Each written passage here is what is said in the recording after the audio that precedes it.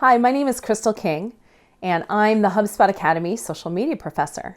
Today, you're going to learn all about why engagement should be at the heart of your social media strategy. And if you like what you see, make sure you like and subscribe so you can get more alerts about videos that we post up on the channel. And if you really like it, you can take our free social media certification. The link will be at the end of the video or in the description below. Enjoy! Hi, it's Crystal King from HubSpot Academy. The world of social media has changed quite a bit in recent years.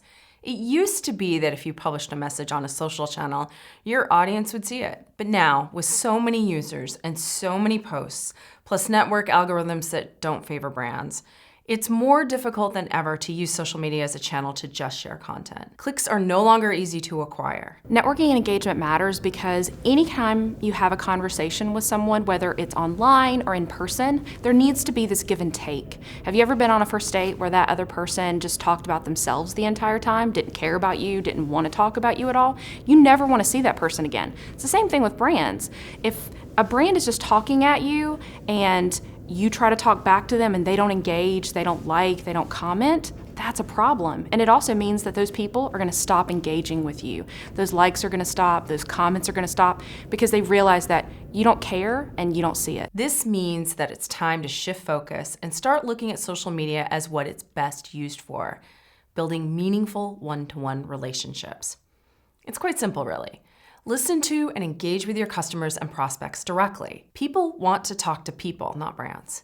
They want to engage directly with individuals, and the world of social media is the best place to do just that. The good news is that this type of engagement is often the most rewarding. Individuals who engage with you on social are likely to trust you more, have deeper loyalty, and be more likely to recommend your products and services to others.